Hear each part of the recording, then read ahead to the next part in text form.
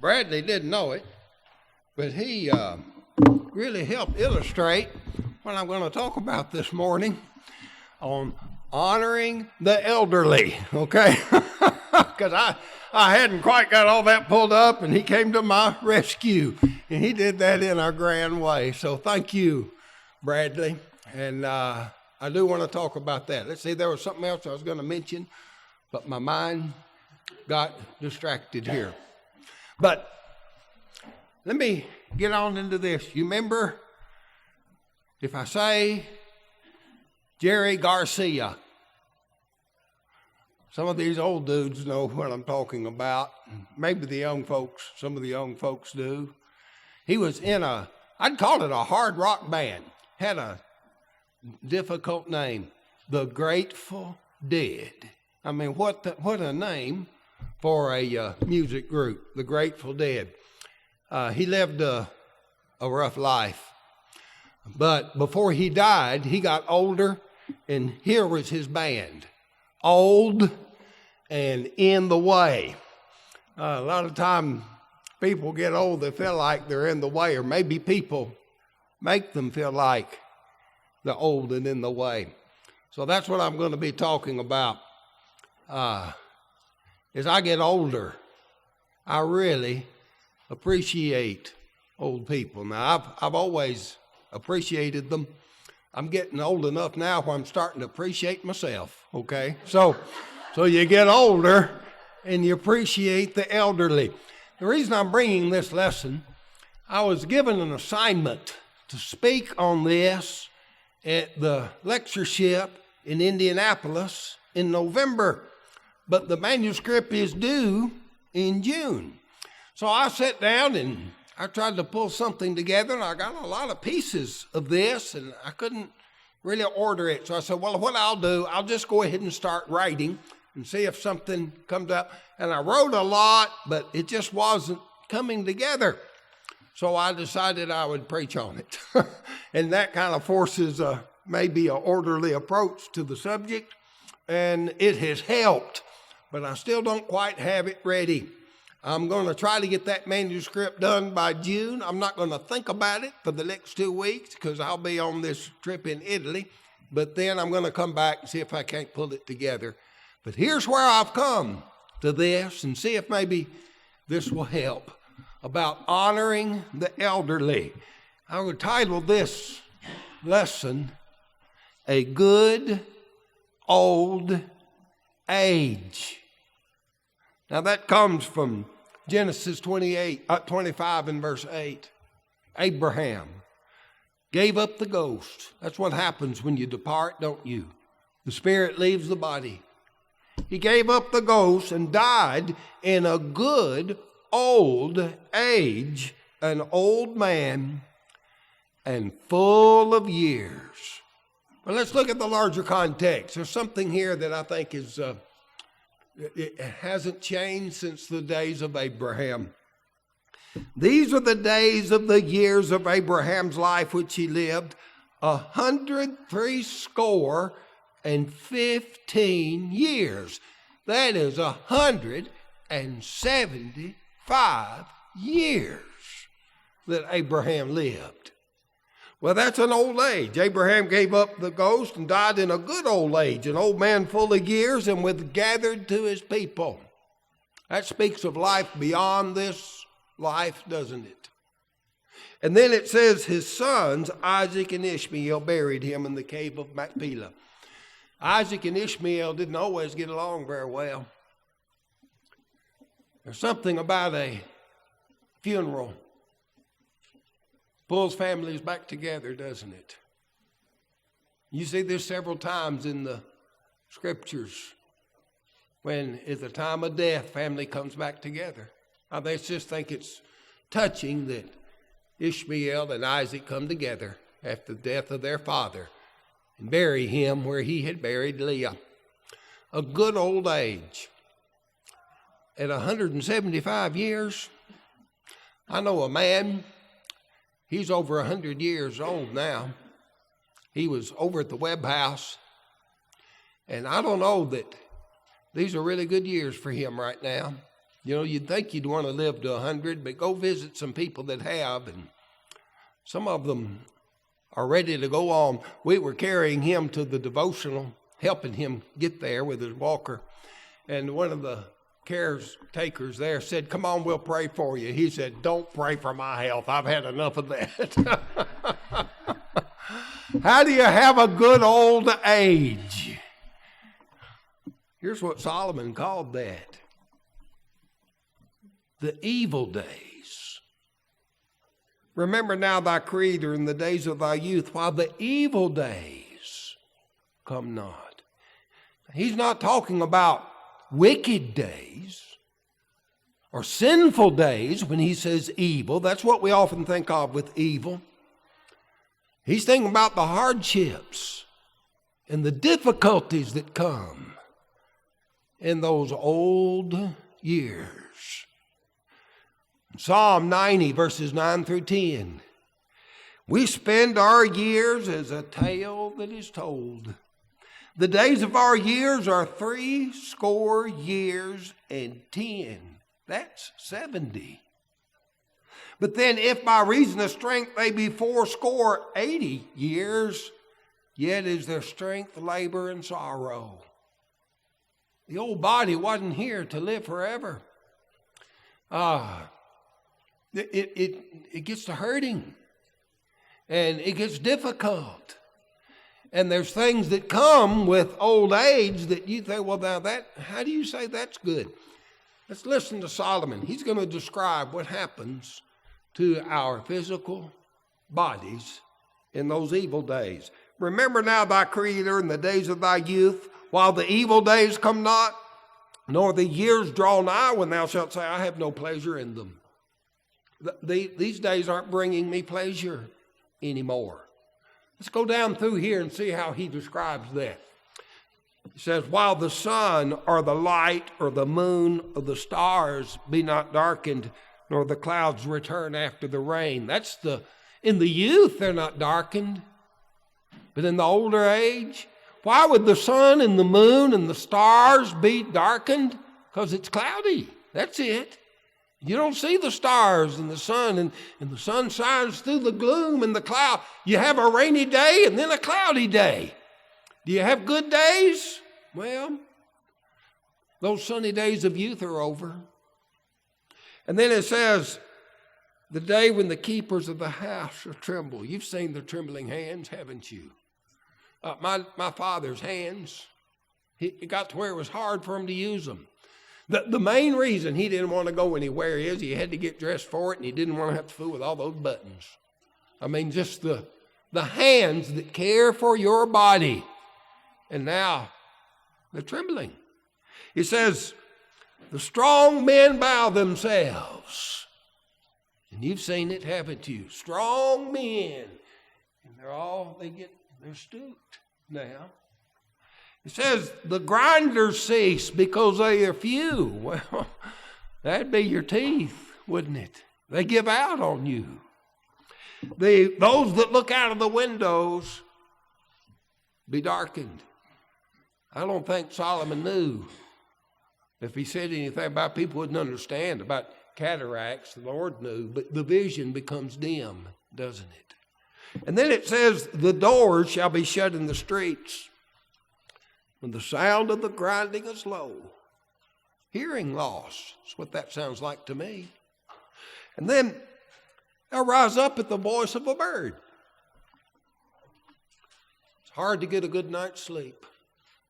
It gets hard to be able to sleep all the way through the night, and sleep is restless.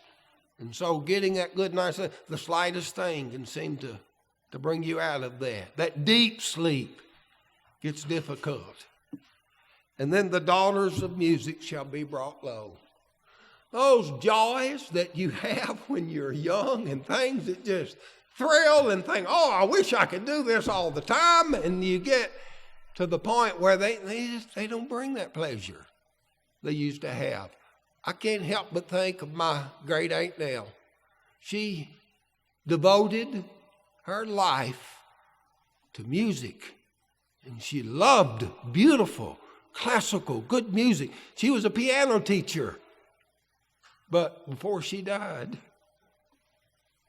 she couldn't distinguish the notes. The pleasure that used to bring her had passed.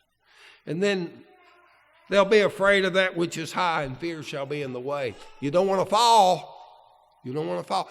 And, just a curb can be a challenge, can't it? So you go to the walkers and the canes. My dad was so afraid of falling, it was hard for him to get out of his wheelchair. He'd learned to run that wheelchair around the house. He could get up and walk, but he was afraid he'd fall. And then the almond tree shall flourish. Well, our hair does. The almonds blooming white. And that's not necessarily a bad thing, as we're going to see here in a minute. But it says the grasshopper shall be a burden. You ever have a grasshopper on your finger? The things that are light become heavy. That's what I think of when I think of Gene Reel. Seems like every little thing. Oh, that's heavy. It might be just a can of something, but it used to not be heavy. Desire shall fail. The motivation to get out and do things. Well, why don't you just get out? Well, the motivation is not there to do those things. And then you hear the mourners go about the streets when man goes to his long home. The obituaries get very interesting and start looking, well, how long did they live? And then you see the obituaries of your friends. And one of the things I used to have to do was to go to my father and tell him, well, so-and-so has died. One of his old friends, one by one. He hears about their funerals. And then the silver cord be loosed. Now, I think of the spinal cord and the nervous system. That begins to fail. The golden bowl be broken. Well, I think of the mind. And the mind begins to fail. And then the pitcher broken at the fountain. And the wheel broken at the cistern. And the heart fails. When the heart fails, the dust returns to earth as it was, and the spirit unto God who gave it. Remember what Bradley read? Bodily exercise profiteth little. Godliness is profitable unto all things. Bodily exercise has to do with the things of this body. Godliness has to do with the things of the spirit, and the spirit endures. But the body is not going to last forever. It'll return to dust. So how can that possibly be called good? Well, there's some things that contribute. Some people have good old age. Now, some people do not. But some people have a good old age. And some of that might be related to genetics. But that's not all there is to it. It's not just genetics. Laura and I watched a documentary called The Blue Zones. Now, you might want to look this up. Now, this isn't Bible here, but I thought this was interesting. What this researcher did, he looked around the world and found the areas of the world where people lived a long time, but they didn't just live. They had productive lives up into their hundreds. And so he went to he called them the Blue Zones, and he went to these blue zones around the world to say, what's going on in the culture here that enables a number of people, more than the normal, to be living in productive elderly years. He found 4 things. Now, the first one he didn't mention, but it was obvious there. These people had avoided bad habits. That's what happened to Jerry Garcia. I think he was in his 50s. But he had used his body very roughly, and it couldn't hold up. So he may have thought he was old. He probably felt old. I don't think of that as being all that old anymore. Some of you young folks might, but if you avoid bad habits, it'll be a big help, won't it? But then they ate good food, and it talked about their diets. They weren't fancy foods, a lot of sugars and a lot of things, just real food they were eating, and that was part of their culture. They remained physically active, and so they were going about moving and getting up and down off the floor and climbing hills and walking and things. So all of that helped. But then there were these two things that stuck out for me, and these have to do with the spirit of man. They lived with purpose. There was a reason for them to get up the next morning, and they were dedicated to something that they thought was more important than themselves. That kept them going. And the other thing is they had a community of friends. I put friends there. I could probably put the word family there. Family had a lot to do with it because a lot of their friends were family. They weren't out here by themselves, but there was a community they were part of. Now, those are spiritual things. I couldn't help but think how the Lord gives us purpose. You remember the 23rd Psalm where it says, He restoreth my soul? He restoreth my soul. Did you know that expression is found in the book of Ruth with Naomi, who said, my life is bitter. But then when Ruth has little baby Obed, and they give it to Naomi, and they say, Naomi took such good care of that little baby. They said, well, a child is born to Naomi. Well, it was Ruth's child, but Naomi you can just see how the elderly Naomi's so in love with that little child. And they said, he shall be unto thee a restorer of thy life. Well, the word life there is the word soul in the 23rd Psalm. The Lord gives us a community of believers and a purpose to live, doesn't it? Isn't that beautiful? But going on from that, here's what Peter said, and these had to do with spiritual things. 1 Peter 3, 10 and 11. He that would love life and see good days. Who wouldn't want that? Well, it has to do a lot with how you've treated others. Let him refrain his tongue from evil and his lips that they speak no guile. Let him eschew evil and do good. Let him seek peace and pursue it. I say, if you want to live in a life of conflict and turmoil, it's going to wear on you. And your body can't hold up under it. Seek peace and pursue it. Old and in the way. Old and in the way. Well, let's talk about what the Bible said. You know, I've heard it said sometime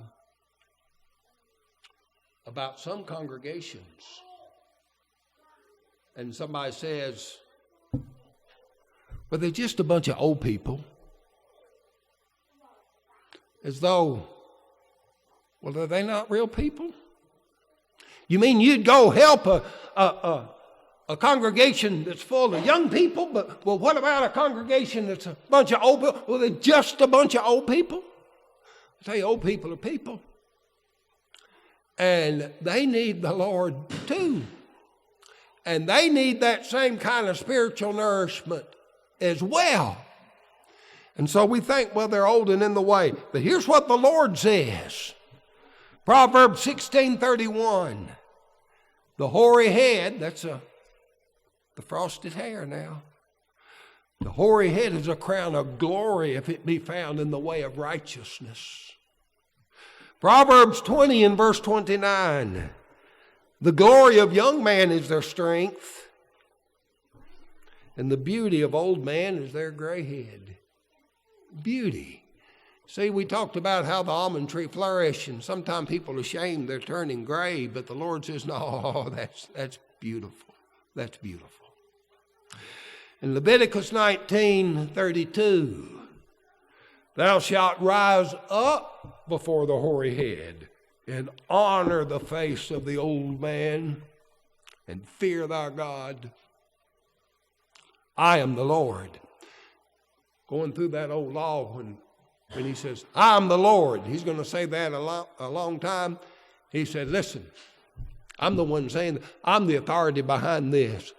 And you better do it. I'm the Lord. I'm saying to do this. To rise up. The elderly come in the room and rise up before them. Stand up for honor and respect for the elderly.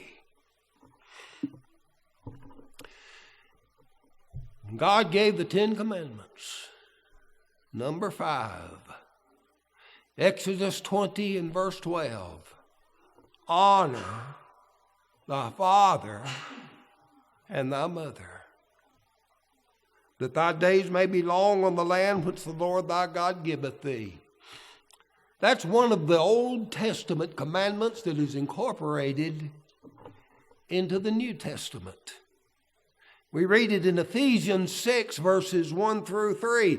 Children, obey your parents in the Lord, for this is right.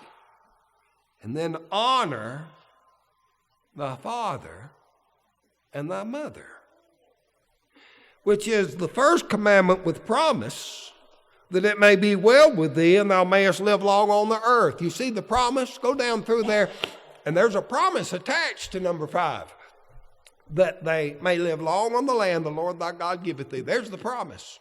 And here it is in the New Testament, that it may be well with thee and thou mayest live long on the earth.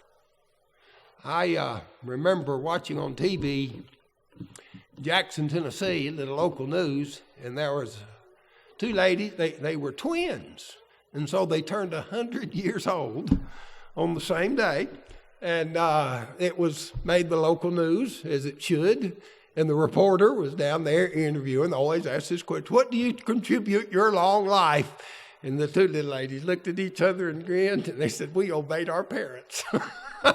Well, that is good. And you know, there's a lot of young people that would have lived a lot longer had they obeyed their parents. I realize that. But what does it mean? Honor thy father and thy mother, that thy days may be long. Well, it's not a promise of an individual long life, but Israel, they live in that land for generations. If they would honor their parents, there's something stabilizing to a society that honors their elderly, so that that society can continue. You remember in the book of Joshua, which said the men served the Lord all the days of Joshua and all the days of the men that outlived Joshua, but there arose another generation that knew not what the Lord had done. And I've often thought, well, that generation failed to teach the younger generation. Well, maybe they did, but maybe the young generation just didn't listen. That happens too, you know. And they failed to honor their parents that had tried to teach them. Well, when it talks about honor thy father and thy mother, it's going beyond children. Obey your parents. Now we know that because of what we read in Mark chapter 7. Jesus said to them, this is Jesus. Full well ye reject the commandment of God, that ye may keep your own tradition. For Moses said, honor thy father and thy mother. Now he's talking to the grown-ups here, the adults. And whoso curseth father and mother, let him die the death. But ye say, if a man say to his father or mother, it is Corban, that is to say, it's a gift, by whethersoever thou mayest be profited by me, he shall be free. Free from what? Free from the responsibility that comes from honoring your father and mother, because you're going to say this is a gift for the Lord. Ye suffer him no more to do aught for his father or mother, making the word of God of none effect by your tradition, which ye have delivered, and many such like things ye do. They had laid aside that commandment to honor their father and their mother. Now, it's not talking about children obeying their parents. He's talking about their children taking care of their parents. These are adult children taking care of their elderly parents and honoring thy father and thy mother. We got some Bible examples of that. Remember Joseph? He sent that caravan over into Canaan, brought his aged father back to Egypt to care for him in his latter years. You remember Ruth? If traveled with Naomi back to Bethlehem. And Boaz saw how that Ruth, this Moabitess woman, had cared for her mother-in-law. Now, see, when you get married, listen to this if you're not married. When you get married, you don't just marry a person. You marry the family. You get the whole family with them, and you got responsibilities there. And here Ruth, taking care of her mother-in-law. I think it's interesting. There's one occasion where the best thing was for Jacob to leave his home and come where Joseph was. But Naomi's worked out best for Ruth to leave her home and go where her mother-in-law was going. Sometimes it works best one way and sometime another, doesn't it? Jesus and Mary. He's dying on the cross. And there at the cross is his mother. And for all he's going through and all the great things happening in his mind, he looks and he sees his mother. And he looks to John and said, "Behold thy mother." And to Mary, he says, "Behold thy son." He made sure his mother was going to be taken care of. He honored his mother, didn't he? From the cross. So we've got examples of that. Now here's a few things I hadn't quite fit in, but I'm going to work them in some way from the book of Psalms. The steps of a good man are ordered by the Lord, and he delighteth in his way. Though he fall, he shall not be utterly cast down, for the Lord upholdeth him with his hand. And then this, I've been young, and now I'm old. Yet I've not seen the righteous forsaken, nor his seed begging bread. He's ever merciful and lendeth, and his seed is blessed. Listen, if God cares for the elderly, we need to care for the elderly. Psalm 71 in verse 9. Cast me not off in time of old age. Here's a prayer. Cast me not off in time of old age. Forsake me not when my strength faileth. The psalmist is praying to the Lord, but how many elderly feel like, oh, am I going to be cast off? What happens when my strength fails? Who's going to look after me? Psalm 71, a little later down, 17 and 18. O God, thou hast taught me from my youth, and hitherto have I declared thy wondrous works. Now also when I'm old and gray-headed, O God, forsake me not, till I have shown thy strength unto this generation and thy power to every one that is to come. See, there's living with a purpose, isn't it? There's a glory in old age. And to live that old age out in such a way that you can impress the youth with the importance of living for God. Psalm 92. The righteous shall flourish like the palm tree. He shall grow like a cedar in Lebanon. Those that be planted in the house of the Lord shall flourish in the courts of our God. They shall bring forth fruit in old age. They shall be fat and flourishing. Well, it's not talking about gaining weight now. It's talking about the fact that there's a work for the elderly to do. They can bring forth fruit, even into their latter years. Isaiah 46. Hearken unto me, O house of Jacob, and all the remnant of the house of Israel, which are born by me from the belly, that's when they're born, and which are carried from the womb, and even unto old age, I am he. And even unto hoar heads, I will carry you. I have made you. I will bear. Even I will carry and I'll deliver you. The promise to Israel. I'm not going to forget you in your old age. I carried you as an infant. I'll carry you in your old age. And then, New Testament. 2 Corinthians 4:16. Though the outward man perish. That's what we was reading about in Ecclesiastes, wasn't it? That's the outward man perishing. Yet the inward man is renewed day by day. Spiritual maturity. growing inside, even as the outside is passing away. And then Ecclesiastes 11:9, see, that's why you do this. Young people, listen here. That's why you need to do this. Remember thy Creator in the days of thy youth. Okay, how can you have a good old age? Well, one thing you can do is take care of your parents. You'll teach your children what that means, and then they'll come along. And an elderly person that has a family that can help them through those latter years, that is truly a blessing. And in those latter years, you'll see some that maybe not did too well, but Isaac and Ishmael come together and help.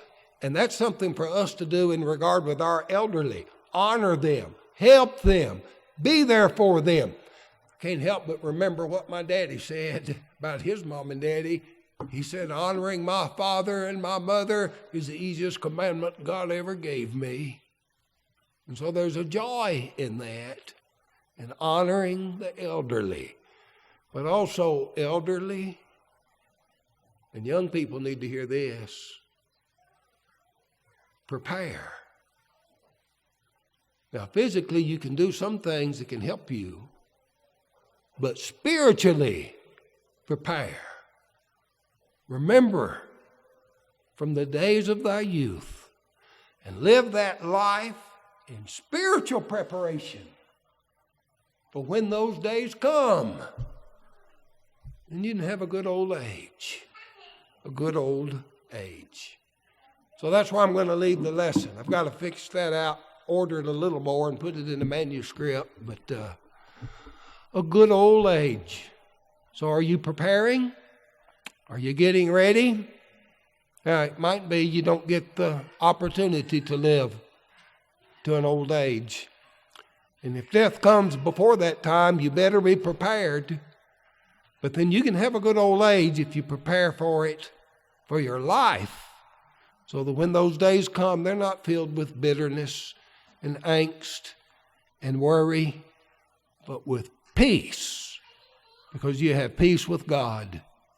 If we can help you prepare by baptizing you in Christ or praying for you as you return, then let that be known while we stand and sing the invitation song.